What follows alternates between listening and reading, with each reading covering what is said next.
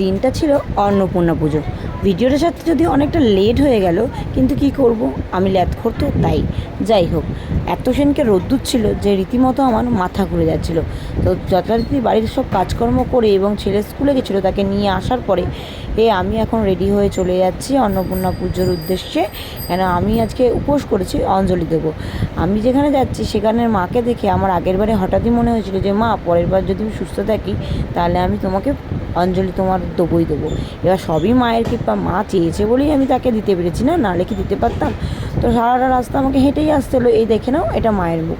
মায়ের মুখটা এতই সুন্দর যে দেখলে প্রাণ পুরো জুড়িয়ে যায়। তো যাই হোক, আমি যখন গেছিলাম তখন কিন্তু যথারীতি হয়ে গেছিলো অঞ্জলি। আমি গিয়ে পরে অঞ্জলি দিলাম। দেওয়ার পরে খেয়ে নিলাম একটুখানি রসনা। সরি, ওটা রসনা ছিল না, ওটা মিরিন্ডা ছিল। তো মিরিন্ডা খাওয়ার পর একটু বসেছিলাম, ফল প্রসাদ খেলাম। তারপরে সবাই বললো যে আয় আয়, এখানে প্রদীপ জ্বালানো হচ্ছে, তো প্রদীপটা জ্বালিয়ে নিতে। তো দেখেছো কত বড় প্রদীপ, আর এত তাপ লাগছিলো, তবুও সবাই মিলে জ্বালাচ্ছিলো বলে আমি বললাম চলো তাহলে আমিও জ্বালিনি, কারণ এগুলো তো জ্বালানো খুব ভালো। তো ওই জন্য জ্বালিয়ে নিলাম। এমনি রোদে মাথা পুরো ঘুরেই যাচ্ছিলো আমার, তাও মায়ের দয়াতে আমি সুস্থ ছিলাম। সুস্থ থেকে মাকে সুস্থভাবেই অঞ্জলিটা দিতে পেরেছি। তো এখানে তারপর আমরা দিয়ে নিয়েছি এবং তারপর এক এক করে সবাই মিলেই আমরা কিন্তু ধরিয়ে নিয়েছি। তারপরে যা ধোঁয়া হয়েছিল আর যা আগুন হয়েছিল, মারাত্মক ব্যাপার হয়ে গেছিলো। আর এখানে এখন আমি বসেছি প্রদীপটা জ্বালাবো বলে, ওই জন্য ক্যামেরাটা কোন দিকে চলে গেছে ঠিক বুঝতে পারছিলাম না। যাই হোক, এবার আমি ভাবলাম যে না, বেরিয়ে যাই, এত তাপ লাগছে, তো বাইরেটা গিয়ে দাঁড়াই। ওই জন্য আমি আবার বাইরে বেরোনোর জন্য উঠে পড়লাম। আর অন্য একজনের হাতে মোমবাতিটা দিয়ে দিলাম। দেখো এখানে কত সুন্দরভাবে বাইরেটাও সাজিয়েছে। এত জল তেষ্টা পাচ্ছিল, মানে কি বলবো, আমি তো খালি জলই খেয়ে প্রায় 10 গ্লাস জলই খেয়েছি।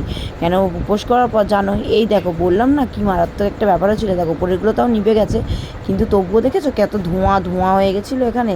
তো সবাই মিলে এখানে ভিডিও করছিল, মায়ের পুজো হচ্ছিলো, সবাই দেখছিল, সবাই সেটারও ভিডিও করছিল, কেউ কেউ লাইভ করছিল। তো যাই হোক, করার পর আমি ওয়েট করছিলাম যে কখন সবাই আসবে। আর এটা দেখে নাও, এখানটা দেখেছো কত সুন্দরভাবে সাজিয়েছে। ঢোকার মুখের মায়ের কাছে যাওয়ার সামনের গেটটা, এটা আমার আগের ক্লিপটা নেওয়া হয়নি, ওই জন্য পরেই নিলাম। এখানে আরতি হচ্ছে বলে আমি চলে যাই, আরতি হচ্ছে যখন তাহলে একটু তাপ নিয়ে নেওয়া যাবে। ওই জন্য গিয়ে আমি ভেতরে একটুখানি দাঁড়ালাম, কিন্তু এত গরম লাগছিলো এই তাপের জন্য যে দাঁড়াতে পারছিলাম না। তারপরে এরা সব বক বক করছিলো, সবাই আমাদের চ্যাং ব্যাং ল্যাং সবাই চলে এসেছিলো। তো এদের জন্যই আমি ওয়েট করছিলাম, আমি যেহেতু এদের অনেক আগে চলে এসেছি। তাও যাই হোক, সবাই এসে গেছে যথারীতি। সবাই বলছে এই ভিডিও করছিস, তাহলে আমাকে দেখা। ওই দেখো পোস্ট দিয়ে দিল একজন।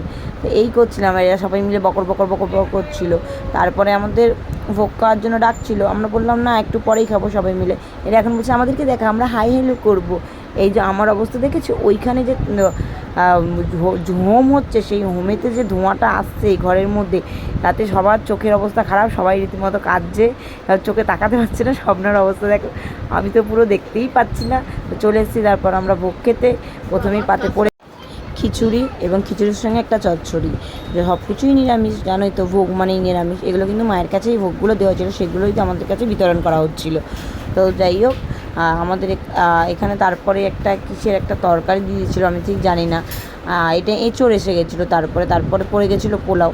এত আইটেম ছিল ভোগে যে আমি খেতেই পারছিলাম। এটা ছিল ছানার কোপ্তা, তারপরে ছিল চাটনি, তারপরে ছিল পাঁপড়। এবার আমি ভাবছি এত কিছু আমি খাবো কী করে, তাও একটা দুটো খাবার আমি স্কিপ করেছিলাম। তারপরে এখানে ভাজাভুজিও ছিল, সব মায়ের ভোগের ওখানে গেছিলো, সেগুলো সব আমাদের এখানে এসেছিলো। তারপর দিদি ছিল পায়েস আর আমিত্তি। আর খেয়ে দিয়ে আমি তো উঠতেই পারছিলাম না। এই দেখো এরা দাঁড়িয়ে আছে খাবে বলে, কেন এরাই ছিল লাস্ট ব্যাচ। আমরা বেরিয়ে পড়েছিলাম, কেন যেহেতু হসপিটালে যাওয়ার ছিল আমাদের, তো সেই জন্য বেরিয়েছিলাম যথারীতি খেয়ে। তারপর বেরিয়ে এসে আমি আর ও দুজনে মিলে আবার পাগলের মতো হয়ে হসপিটালের উদ্দেশ্যে রওনা দিলাম। কেন ওখানে আমার বাড়ির একজন ভর্তি ছিল, তো সেই জন্য আমাদেরকে বারবার যাতায়াত করছিল। সেই কারণেই অ্যাকচুয়াল ভিডিওটা আমার এত দিন পর ছাড়া, কেন একটুখানি অসুবিধা ছিল বলে ভিডিওটা ছাড়তে পারিনি। যদিও আমি পরে হেলমেটটা মাথায় পরে নিয়েছিলাম।